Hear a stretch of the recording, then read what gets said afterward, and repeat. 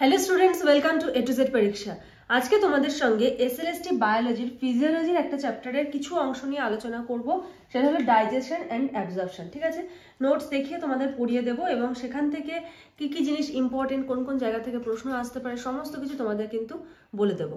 তো ভিডিওটা পুরো দেখো, ভিডিও ভালো লাগলে লাইক করে দিও, যারা নতুন আছো অবশ্যই কিন্তু চ্যানেলটাকে সাবস্ক্রাইব করে নিও, বেল বাটন প্রেস করে দিও, যখনই আমি কোনো ভিডিও আপলোড করব তোমাদের কাছে কিন্তু নোটিফিকেশনটা পৌঁছে যাবে। তো দেরি না করে চলো ক্লাসে স্টার্ট করি। দেখো, HCl ক্ষরণের নিয়ন্ত্রণ, regulation of secretion of HCl। পাকস্থলী থেকে HCl যে সিক্রেশন হয়, এটা নিয়ন্ত্রণটা কিভাবে হয় সেই জিনিসটা আজকে আমরা দেখব। তো দেখো, প্রথমে কি বলেছে, অ্যাসিটাইলকোলিন, হিস্টামিন ও গ্যাস্ট্রিন হলো তিনটি প্রধান শারীরবৃত্তীয় রাসায়নিক পদার্থ। কি কি আছে? অ্যাসিটাইলকোলিন, হিস্টামিন আর হলো গ্যাস্ট্রিন। এগুলো কি তিনটি প্রধান শারীরবৃত্তীয় রাসায়নিক পদার্থ যা প্যারাইটাল কোষ থেকে HCl এর ক্ষরণকে নিয়ন্ত্রণ করে। ঠিক আছে, তাহলে HCl এর ক্ষরণকে নিয়ন্ত্রণ করে কে কে পেলাম? একটা হলো অ্যাসিটাইলকোলিন। ঠিক আছে, কোশ্চেন কিরকম আসতে পারে আমি বলছি, দাঁড়াও। আচ্ছা, হিস্টামিন আর গ্যাস্ট্রিন, হিস্টামিন আর হলো গ্যাস্ট্রিন। এবার ধরো কোশ্চেন দিয়ে দিল যে নিম্নের কোনটি HCl এর ক্ষরণকে নিয়ন্ত্রণ করে? অ্যাসিটাইলকোলিন, হিস্টামিন, গ্যাস্ট্রিন, এটার সঙ্গে আরেকটা কোনো হরমোন বা কোনো উৎসেচকের নাম এখানে দিয়ে দিল। তখন অপশনে যেখানে যদি থাকে A, B, C, তখন এই তিনটেই কিন্তু তোমাদের অ্যান্সার হবে। ঠিক আছে, আচ্ছা, আরেকটা পয়েন্ট আমরা কি পেলাম? প্যারাইটাল কোষ।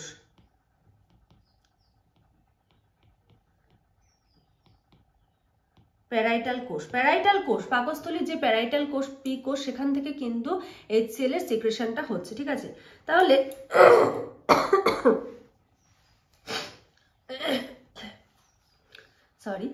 তাহলে দেখো, এই যে দেখতে পাচ্ছ, এটা কিন্তু তোমাদের যে এসএলএসটি নোটস প্রোভাইড করা হয় সেই নোটসেরই একটা অংশ।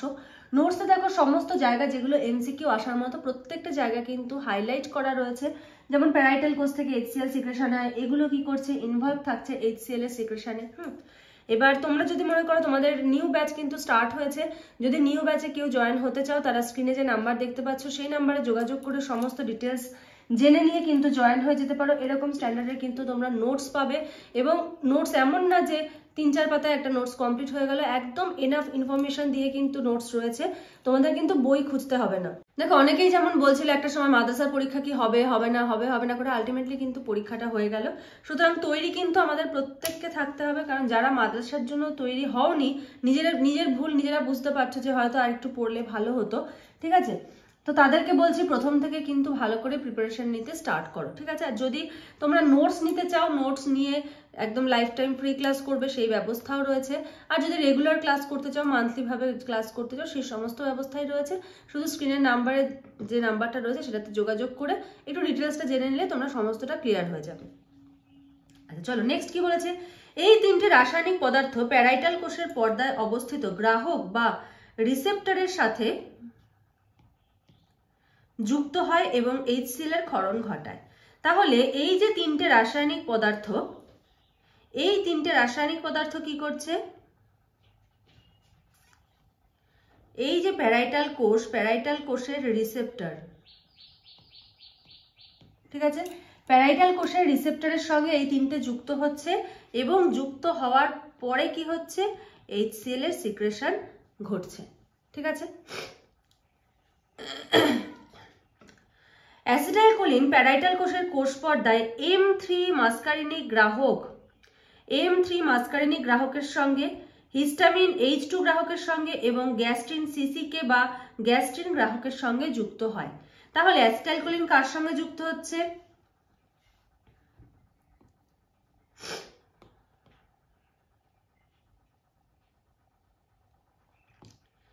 অ্যাসিটাইলকোলিন কার সঙ্গে যুক্ত হচ্ছে? অ্যাসিটাইলকোলিন যুক্ত হচ্ছে M3। ঠিক আছে, M3 মাস্কারিনিক।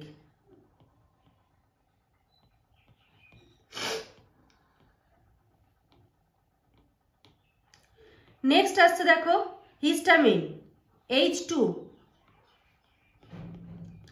H2 গ্রাহক, ঠিক আছে।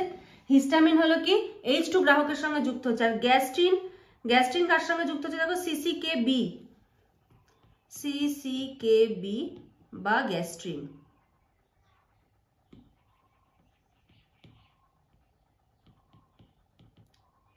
গ্যাস্ট্রিন গ্রাহকের সঙ্গে যুক্ত হচ্ছে, ঠিক আছে। তাহলে এই যে বললাম যে এগুলো রিসেপ্টরের সঙ্গে যুক্ত হচ্ছে, রিসেপ্টরগুলো কি কি? অ্যাসিটাইলকোলিনের জন্য হলো M3 মাস্কারিনিক, হিস্টামিনের জন্য হলো H2 গ্রাহক, আর গ্যাস্ট্রিনের জন্য CCKB বা গ্যাস্ট্রিন। নেক্সট দেখো কি বলেছে, অ্যাসিটাইলকোলিন ও গ্যাস্ট্রিন ক্যালসিয়াম আয়ন চ্যানেল বা পথকে উন্মুক্ত করে কোষে ক্যালসিয়াম আয়নের পরিমাণ বৃদ্ধি করে, ঠিক আছে। অ্যাসিটাইলকোলিন আর গ্যাস্ট্রিন কি করছে? ক্যালসিয়াম যে আয়ন চ্যানেল রয়েছে সেই আয়ন চ্যানেলকে উন্মুক্ত করছে, করে কি হচ্ছে কোষের ভেতরে ক্যালসিয়াম আয়নের প্রবেশ ঘটছে। হিস্টামিন অ্যাডিনাইলাইল সাইক্লেজকে সক্রিয় করে প্যারাইটাল কোষে CAMP এর পরিমাণ বৃদ্ধি করে। তাহলে দেখো এই যে অ্যাসিটাইলকোলিন আর হিস্টামিন এদের কাজ কি?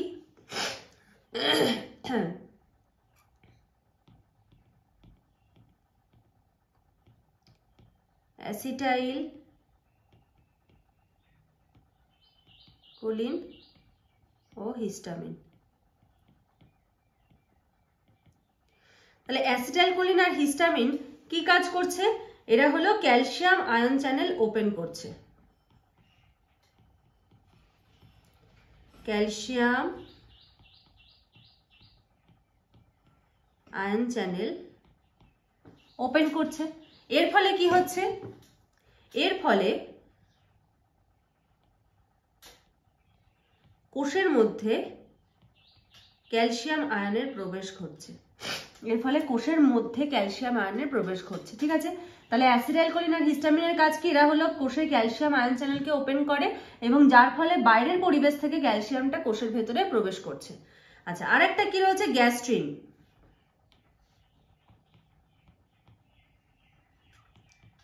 গ্যাস্ট্রিন, গ্যাস্ট্রিন কি কাজ করছে? অ্যাডেনাইলাইল সাইক্লেজকে সক্রিয় করছে,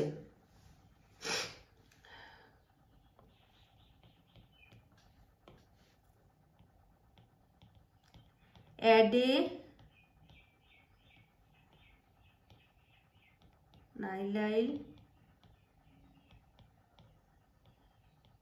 সাইক্লেজ, অ্যাডেনাইলাইল সাইক্লেজকে সক্রিয় করছে এবং সক্রিয় করার পরে কি হচ্ছে দেখো, সক্রিয় করে প্যারাইটাল কোষে CAMP এর পরিমাণ বৃদ্ধি করে।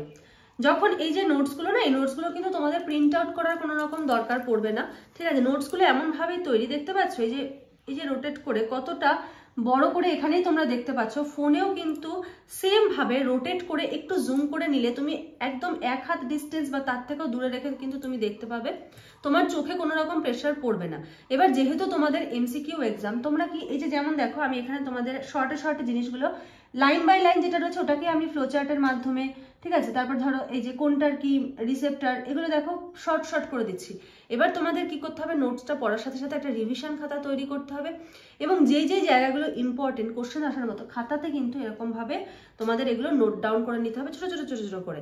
এবার ওইটা কি হবে? এক্সামের আগে কিন্তু তোমাদের রিভিশন দিতে কিন্তু অনেকটা হেল্প করবে। তাহলে কি হলো যে এটা কি করছে? প্যারাইটাল কোষে CAMP অ্যাডেনাইলাইল সাইক্লেজকে অ্যাক্টিভেট করছে, করে কি করছে?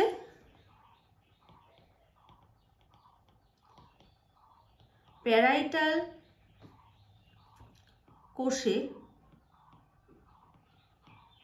CAMP এর পরিমাণ বৃদ্ধি করছে, ঠিক আছে। তাহলে গ্যাস্ট্রিন কি করছে? অ্যাডেনাইলাইল সাইক্লেজকে অ্যাক্টিভেট করছে, করে প্যারাইটাল কোষে CAMP এর পরিমাণটাকে বাড়াচ্ছে। এই ক্ষরণকারী পদার্থ সমূহ প্যারাইটাল কোষের প্রোটিন কাইনেজ C, দেখো প্রোটিন কাইনেজ C, CAMP নির্ভরশীল প্রোটিন কাইনেজ এবং CA2+ ক্যালমোডুলিন নির্ভর কাইনেজকে সক্রিয় করে, ঠিক আছে, করে HCl এর ক্ষরণকে বৃদ্ধি করে। তাহলে এই যে জিনিসগুলো বললাম, এই সমস্ত জিনিসগুলো যে এই যে ধরো রয়েছে এখানে এই সাইডে দেখো প্রোটিন কাইনেজ C, CA2+, ঠিক আছে, তারপর হলো CAMP নির্ভরশীল প্রোটিন কাইনেজ, এগুলোকে অ্যাক্টিভেট করছে, করে কি করছে? HCl এর সিক্রেশনটাকে বাড়াচ্ছে। HCl এর ক্ষরণ প্রতিরোধক পদার্থ সমূহ, যেমন HCl এর ক্ষরণ প্রতিরোধক পদার্থ, খুব ভালো করে জায়গাটা মাথায় রাখো, বলেছে HCl এর ক্ষরণ প্রতিরোধক পদার্থ সমূহ, মানে HCl এর যে ক্ষরণ সিক্রেশন হচ্ছে সেটাকে প্রতিরোধ করছে। কি কি পদার্থ প্রতিরোধ করছে? Somatostatin, prostaglandin, epidermal growth factor. Adenylyl সাইক্লেজের ক্রিয়াশীলতায় বাধাদান করে প্যারাইটাল কোষের সাইটোপ্লাজমে CAMP, দেখো CAMP, ফসফোলাইপেজ C এবং প্রোটিন কাইনেজ C এর পরিমাণ হ্রাস করে, এর ফলে HCl এর ক্ষরণ হ্রাস পায়।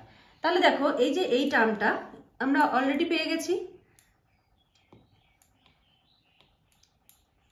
এই যে অ্যাডেনাইলাইল সাইক্লেজ এর ক্রিয়াশীলতাকে কি করছে? হ্রাস করছে। আচ্ছা, তারপরে কি করছে?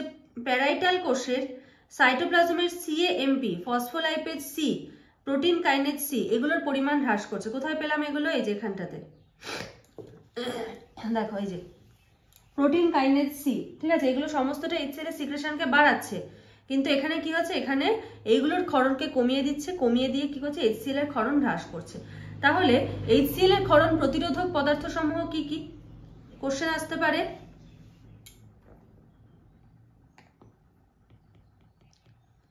HCl এর ক্ষরণ প্রতিরোধক পদার্থ।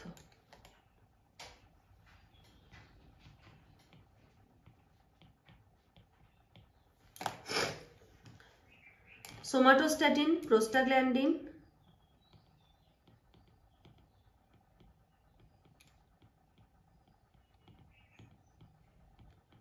সোমাটোস্ট্যাটিন,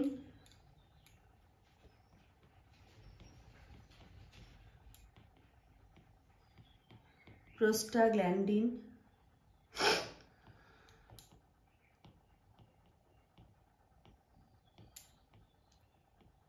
এপিডার্মাল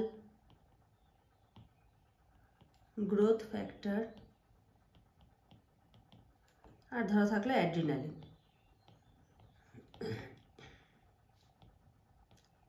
অপশনগুলো কিভাবে থাকলো? অপশনগুলো ধরো এরকম ভাবে থাকলো,